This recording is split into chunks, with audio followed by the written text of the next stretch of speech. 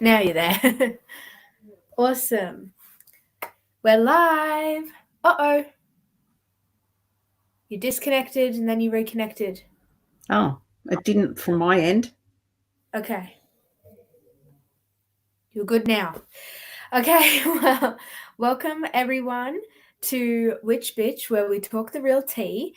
And today we've got a very interesting one in this ancient mysteries episode. Because a lot of the time when we go into these sort of stories and discoveries and secrets and stuff, it is deep, yes, but it's a general overview of what's happened. But I'm basing this off of a book that I'm reading, as well as some documentaries that I'm watching. And the book is called The Dead Sea Scrolls Deception. And it's highly, highly researched. Like the amount of meticulous detail that goes in. I'm not going to include all that in this video, but it's just a lot. And so today's video really goes into the nitty-gritty. It's not a general overview of what's happened. We're really going deep into it, and it's so interesting. Like, it's its own being. This story, this whole thing that we're going to get into, it's so intricate. It's crazy. Like, I've only read, I think, 60 pages of this book. It's like this thick. Well, you can't really see it, but it's like this thick. And I'll try and leave it so it's not going too long. But yeah, there's so much information.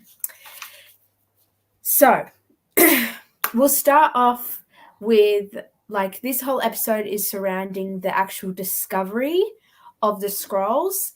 There'll probably be other parts and surrounding maybe some of the actual content of the scrolls, but today is based on the discovery and what kind of happens through that. So the scrolls were discovered in 1947 by it's in the area of it's called Qumran. Mm-hmm. I apologize if I'm saying that wrong, but it's on the Dead Sea, and it's which is why they're called the Dead Sea Scrolls, and it's surrounding Israel, basically. And how the cave holding these, how the Dead Sea Scrolls were discovered was this kid who is a shepherd. He was walking along the cliffs and he came across this cave, and he was a bit scared to go in, but he was also curious, and he got a rock and threw it into the cave. And instead of hearing it hitting back onto stone, he heard a pot break. He heard this pottery noise break from his rock. And so he was like, oh, okay, let's go in then. I mean, I would too. If I heard some pottery breaking, I'd be like, oh, let's see what this is. So he went in and he found all these huge jars, and he didn't really go too deep. It was just a general exploration. And then he got scared and left and came back the next day with his friends. And so, by the way, this story technically isn't fact. This isn't documented. This is just through word of mouth, and it could very well have been a lie. The boy might have had a completely different motive of why he was looking. We don't know. This is just a story that has been passed down to the mainstream story, basically. So yeah, he came back with his friends, and he's a member of a tribe. The tribe is called the Bedouin, I believe. Bedouin. Thank you. Yeah. So, he was the Tamaray. I know I'm saying that wrong, but just go with it. Ta'amray tribe of Bedouin. And the tribe then, after hearing this boy's story and hearing the like that there's these pots and that these scrolls, because like when the kid went back with his friends, they found some more things. So then that information got to the whole tribe, and then they went in, and this is when like real discoveries were happening. And so we actually like it's kind of funny because when you read up on the Dead Sea Scrolls, it's kind of like a consensus that I believe that there's 7. I might be wrong because a lot of my research is based on this book and I haven't been too far down into the book. But yeah, there's like, I believe 7 scrolls. But that's only what we mainstream have access to, because think about this really well. There's a whole tribe of like native people coming into this place where there's scrolls, not only that are valuable, but I think also that they feel connection to because they're the local tribe, and there's these like ancient scrolls in their area. So we don't actually know how many scrolls there are, and I'm about to go in like later on, I'll go into, there was scrolls that were hidden and then that came to be. So yeah. Anyway, so then the tribe went in and collected all these scrolls that they found. Yeah, so after their exploration, 7 complete scrolls, I was right, 7 complete scrolls have made their way to light, along with 21 fragments of other scrolls that we don't have the full, like, thing of. And when they were found, they were legally supposed to be handed into, like, the administration for antiquities. Like there was legal things in action and they were supposed to like hand it over, but at the time the area, like Israel wasn't really Israel yet. I don't think it was independent at that time. It was like there was a lot of war conflict going on, and it just wasn't a major like priority dealing with this tribe that had found like random scrolls. So it wasn't really enforced and they didn't hand it in. So eventually 3 of the scrolls were bought by like a Muslim sheikh of Bethlehem. I don't know what a sheikh is, but this is just based off my research.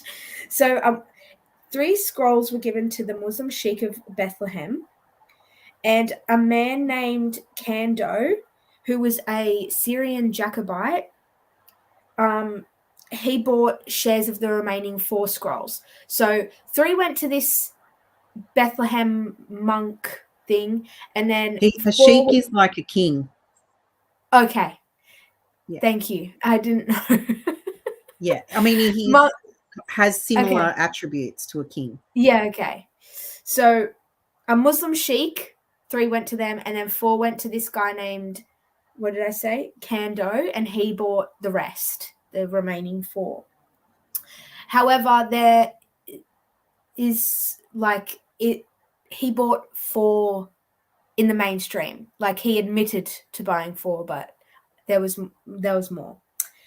And so with Kando's 4 scrolls, he then sold them to a Syrian metropolitan who was like Archbishop Yeshua Samuel. So I'll just call him Samuel. And he was a Syrian metropolitan, and he bought the 4 scrolls for €24. I believe. So not much. And then in these 4 scrolls was like one of the most famous of the Dead Sea Scrolls, which is like I think 24-foot long or something. It's like a really long scroll of the book of Isaiah, and it goes on for ages. And yeah, he bought it for like nothing. So this priest Samuel that bought the scrolls, he actually went and made his own sent off one of his priests to go look at the caves and do his own exhibition of the site where they were originally found. And this Archbishop Samuel really downplayed this exhibition. Like, it was said to only be sending his priest to go have a look. But actually, when archaeologists came back to the site, there was a whole cliff face that was excavated, and they discovered more caves through that excavation. So he was very secretive, this archbishop. And they found more caves, and I don't really know if we know anything about what they found in the cave. I don't think it's really known. So, but people insist that priest that went and excavated that cliff face and found that new cave, like, people say that he found more scrolls there and we just don't know about him. Now we go into a very interesting story, because, as I said, this is like a very deep, so many intricate, like, separate stories. I would love to see a movie be made about this, like, because it's actually crazy. So this is about the scroll of the Book of Daniel, and we don't actually have a full scroll of this. We just know that there's like fragments that mention Daniel, but I shouldn't say and, there's a but. An operative station chief in the CIA named Miles Copeland, he was just like, he was in the area of where the scrolls were kind of floating around, and his identity, like, as a CIA agent, it was like a public secret. It was like a known secret. So he didn't really ever hide his identity. It wasn't like a huge deal. It was just one of those things that no one mentioned, but everyone kind of knew about. And so the public knew who he was, is what I'm trying to say. Anyway, so he was just like in the area, and this Egyptian merchant came up to him with a scroll and was saying, like, asking the agent if he knew anything about this scroll, and asking him about the scroll. And the agent, Copeland, didn't know anything about it, but he said, if you lend it to me, I can work with my team and take some photos and send it to, like, my friends in America, and we can give you some answers. And he was like, okay, and gave the CIA agent the scroll. So then Copeland, the agent, he unraveled the scroll, and he had to go up on a rooftop to do it because it was so big. And as he was rolling it out, the fragments of the scroll were being blown away. He was literally destroying the scroll while he was trying to take photos. And anyway, so that's just a side note, but that it was obviously very old. So he was taking photos of this scroll, and he took over 30 or so photos, he was saying. And that amount of photos still didn't cover the whole entire scroll. So it was a long scroll. 30 photos and not even being able to cover like the whole surface. Anyway, so he printed out the photos, and he went to, let me see,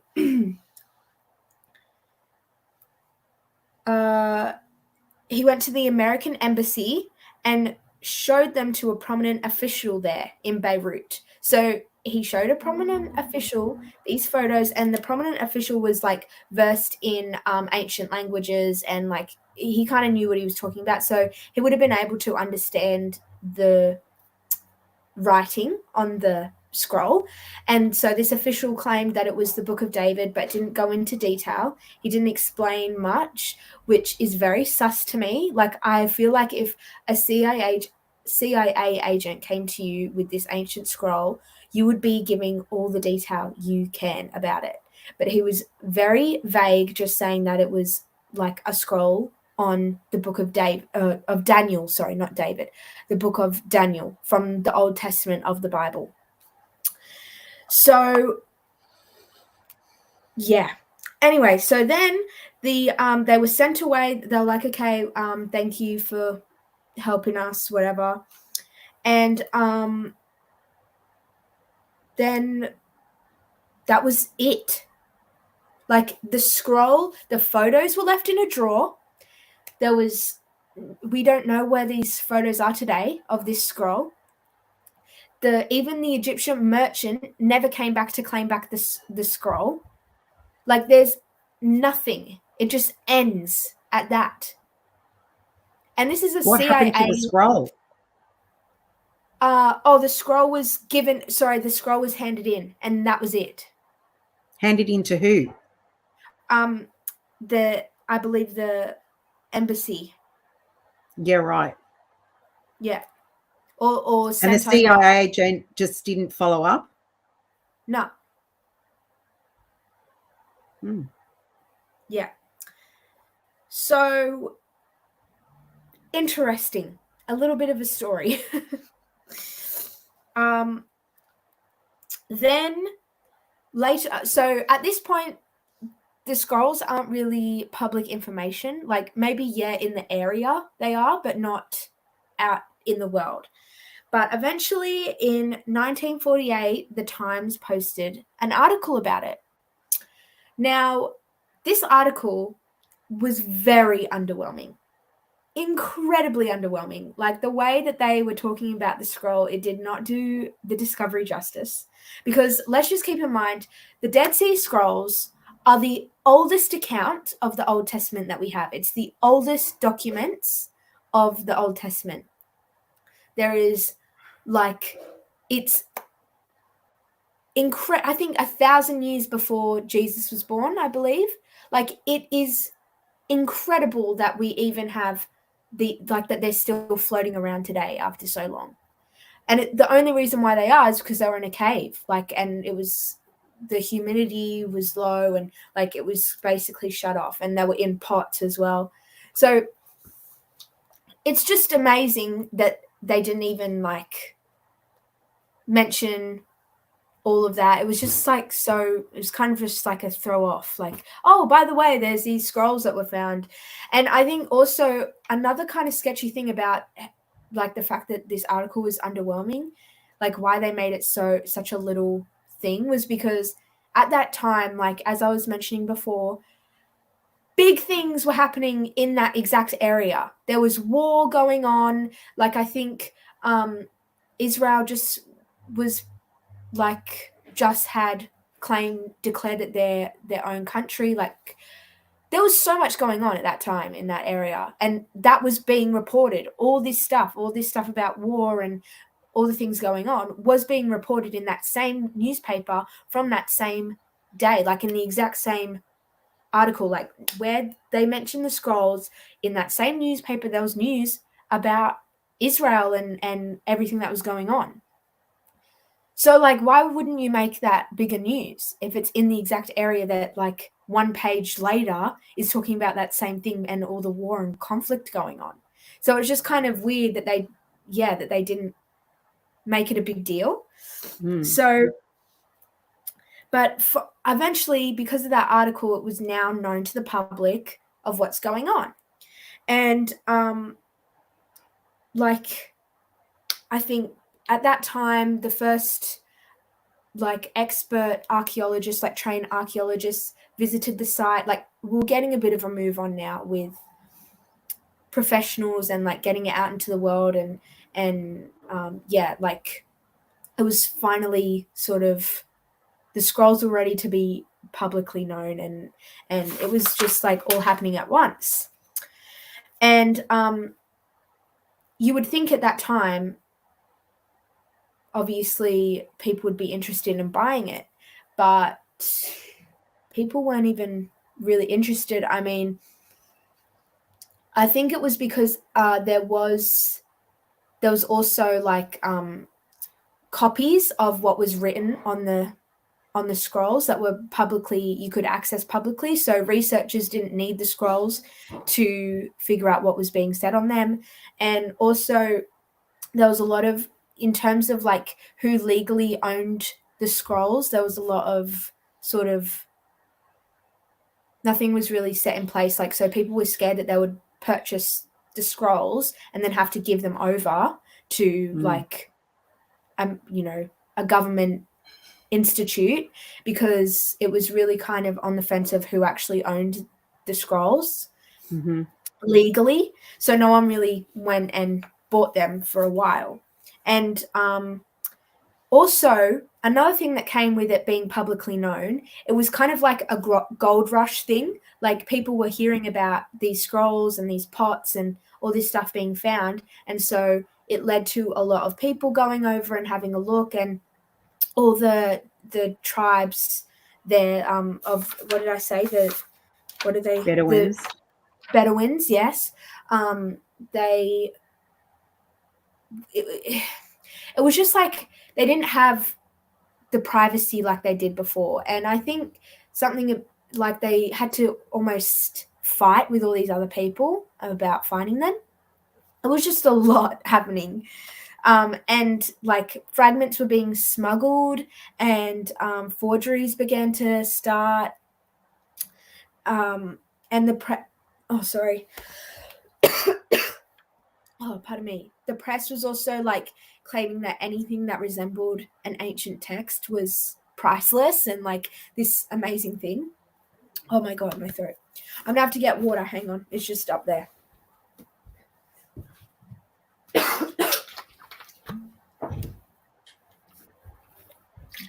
Talking for so long gets my throat going. Ugh. So, yeah, the press was like claiming anything that was ancient, that like looked ancient, was priceless and from this area, when really it wasn't. And then, yeah, the scrolls were taken to the US to sell. So they left, and it just left the area of Qumran. Oh my gosh. Qumran? Yeah, Qumran, in disarray, because it was like all these people fighting to find these ancient scrolls, basically.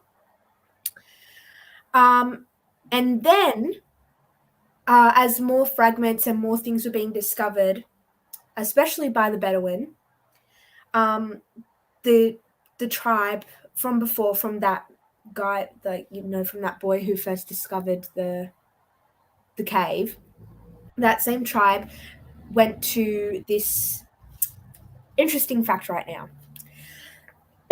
This is where Rockefellers come into play. Right. So there is the museum over there that was known as the Rockefeller Museum because the owner was a Rockefeller. Anyway, so this tribe, with some fragments that they found, went to this Rockefeller Museum, to the director, and his name was Joseph Sad.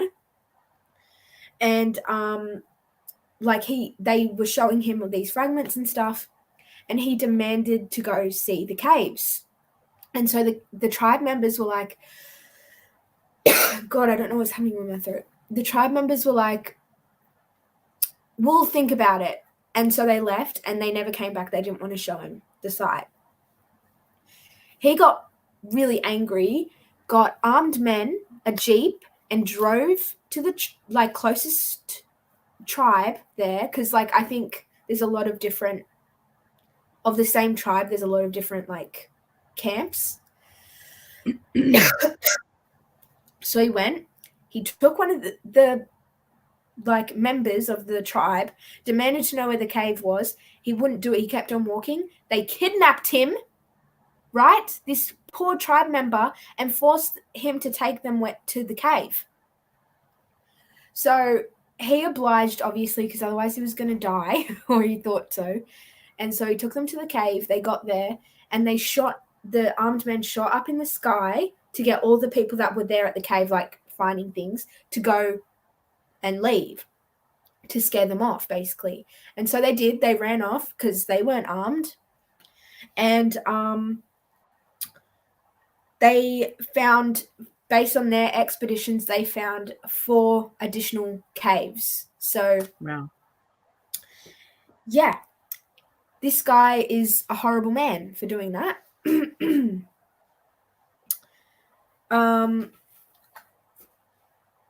Oh, yes. And another thing, so let me just take another sip of water.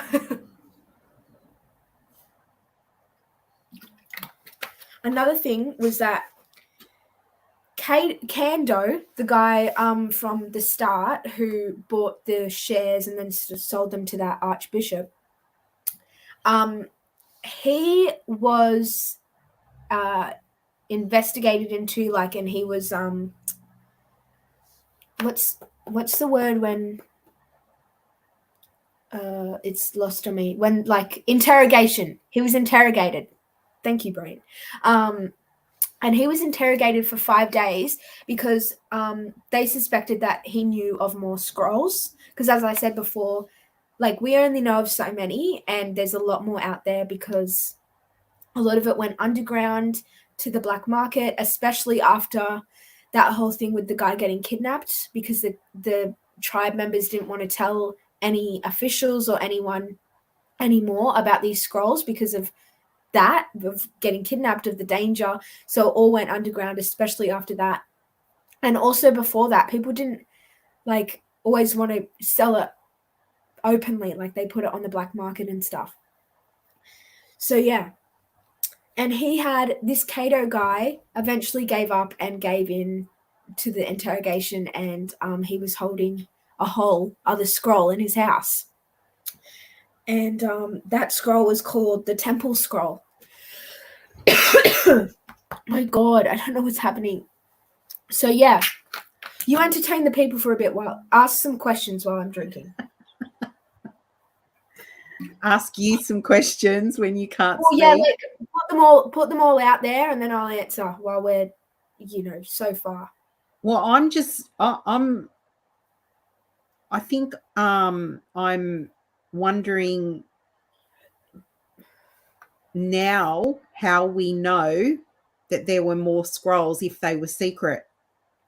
Like, how does that how do we know that information now if they were secret? So have they come to light?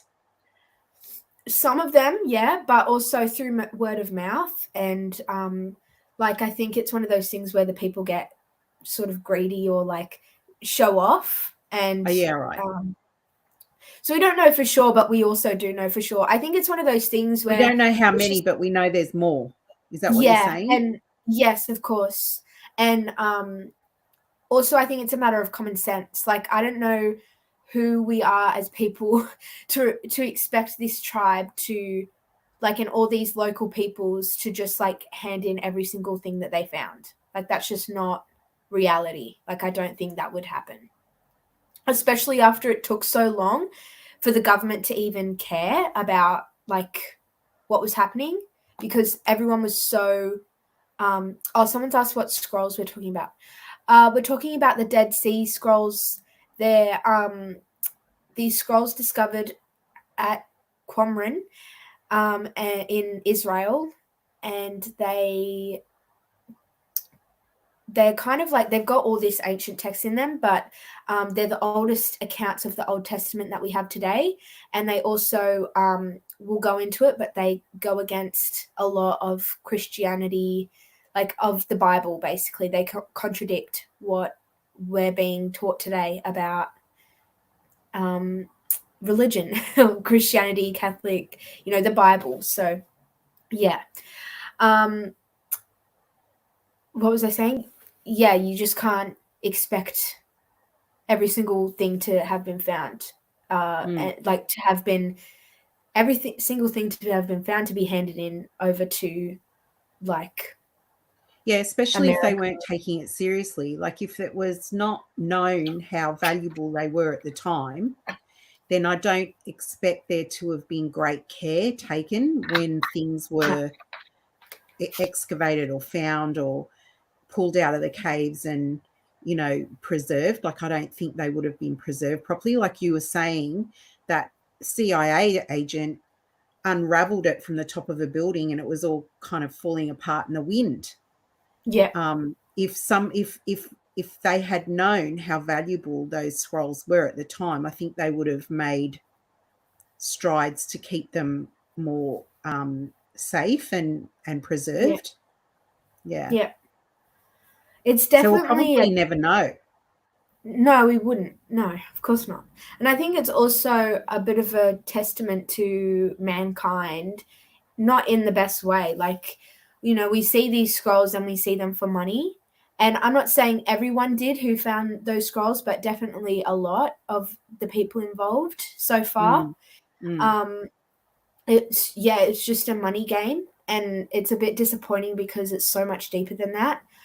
And it's just like what I'm about to go into is a beautiful way to end it for the next part, because it's just like it really shows that there is an agenda being put onto like the discovery of these scrolls being put out into the public. And it's like this discovery is huge. It is huge, and many people don't even know about it. Like, I didn't even know about it until I was at the secondhand bookstore in the New Age section, and like in the the conspiracy section, and there was all these books about the Dead Sea Scrolls, and I'm like, what is the Dead Sea Scrolls? So I bought one of the books, and now I'm reading it, and now here I am. So I didn't even know about it. So yeah, it's just really interesting that not many people know about it, or if they do, they don't know that much. They just know of it. Or they weren't interested. Like, you think about it. What's piqued your interest about this topic? Because it's not really the Dead Sea Scrolls themselves that has piqued your interest. It's the mystery surrounding it. Yeah. And the story that's, that's surrounding the whole,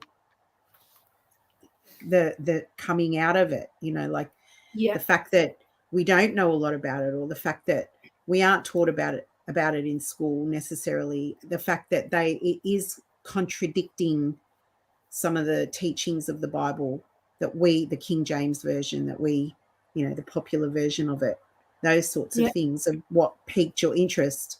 That's what led you to look in that section of the bookstore, which then led you to that particular book about the Dead Sea Scrolls. Yeah. And that's, why we're here talking about it now, is because of all the mystery that surrounds it. So true. Yeah. So true. So let's get into the final piece of the puzzle until our next part of this. So after the scrolls eventually were sold, and they was at least so you know how I was talking about before that there was 2 sets, 3 went to that Muslim thing, the word, and then the other 4 were sheikh. Yeah, the sheikh, thank you. And then the other 4 were, so there was 2 separate sort of groups. So they stayed separate. The 4 scrolls were sold eventually to a New York banker, of all things. Kind of weird. So he bought them, and then I don't really know how, because in the book it doesn't really describe it, but eventually these 2 groups were then given to 2 separate entities, like 2 different groups of experts, 2 different entities to study and like research and learn about them. And one of them was Israelis in West Jerusalem, and then the second one was that Rockefeller Museum we were talking about. So somehow the Rockefeller Museum got their hands on the scrolls. Great. So yeah, the Rockefeller group, this is what I'm going to focus on for this last bit. This Rockefeller group was of researchers were, and I don't want to say, let's reword that, because they're not all Rockefellers. They're just in the Rockefeller Museum, but I'll just say the museum. So the museum group was led by this man called, I don't know, his last name is Devox, so I'm just going to call him Devox. And he was a priest or some sort of like religious figurehead. And he was also an anti-Semite. Beautiful. But it was funny because he also called the Israelis Nazis, which I think is like really ironic. And yeah, he refused Jews to work on the scrolls. Like he was very, like when people describe this man who was like the head of this research group into the scrolls, like he was very charismatic. He was a very interesting man, but at the same time he was an asshole. Racist. He was Yeah, racist. he was. Yeah, and he was also highly religious as well, which is, sorry, I'm just getting my charger.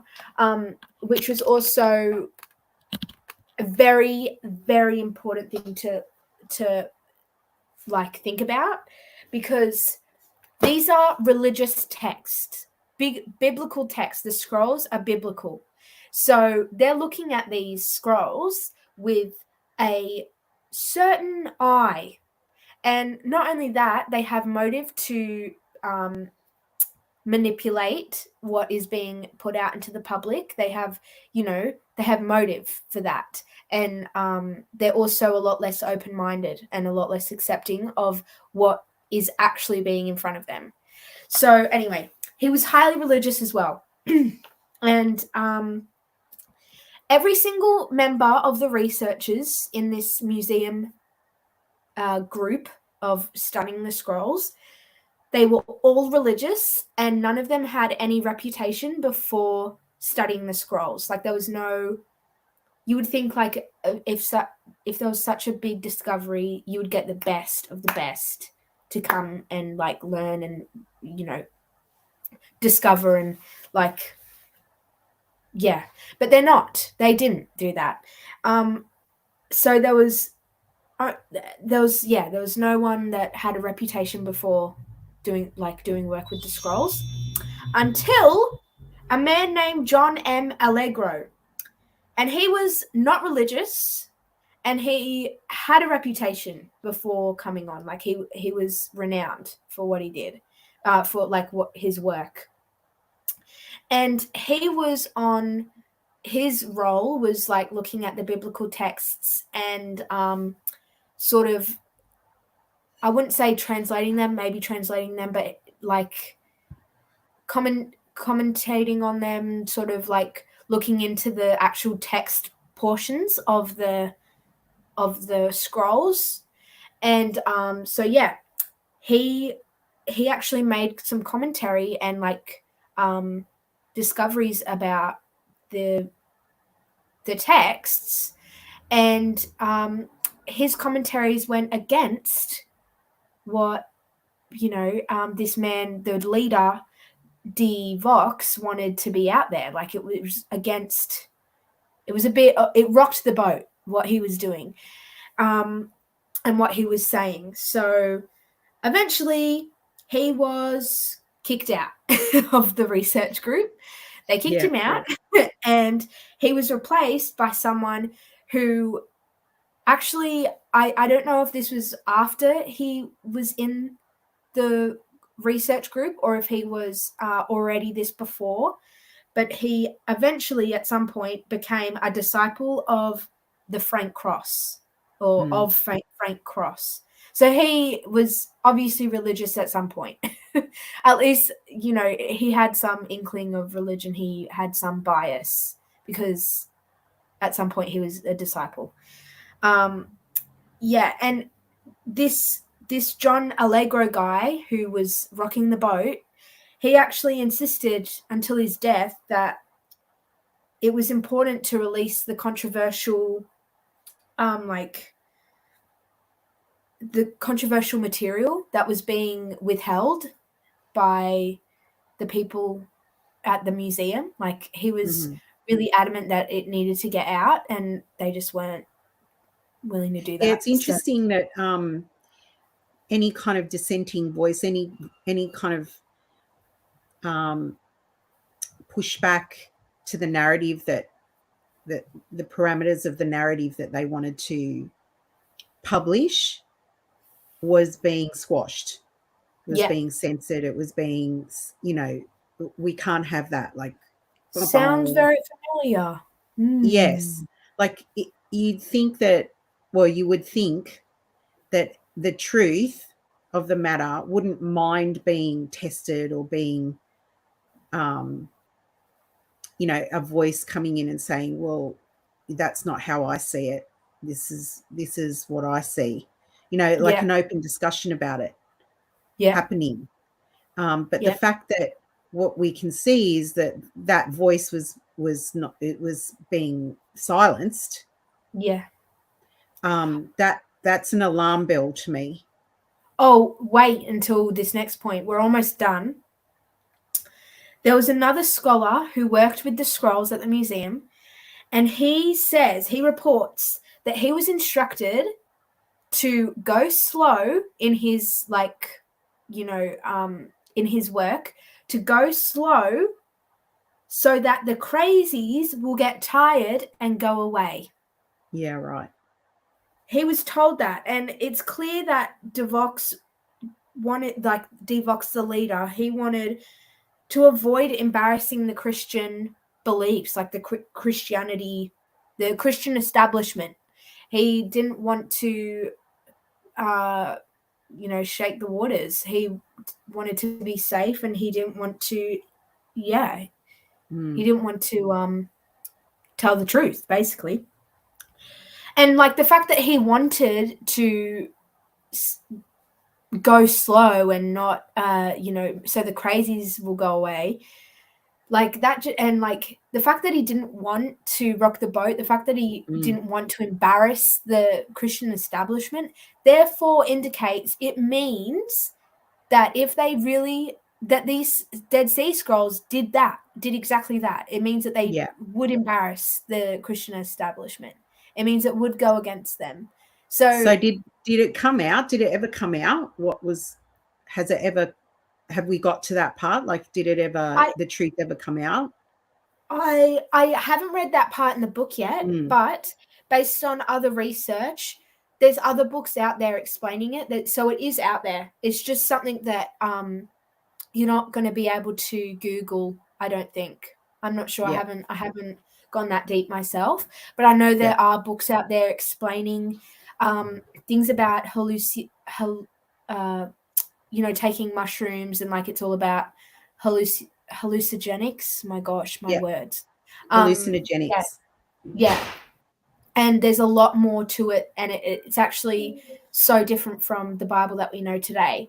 But the story is actually the opposite. There's people out there that believe these scrolls are of the Old Testament are just exactly what we know today. Like people think that. So like so there's two camps. There's people that believe that the narrative of what was published, and then there's people who don't believe it. They're like, there's too many questions, we don't have the full story. Is that what you're saying? Yeah, I know. Yeah, there is. And it's a bit sad because a lot of the people that do, like a lot of Christians find this discovery of the Dead Sea Scrolls as almost a way to prove that the Bible hasn't been changed. Like it's almost like that.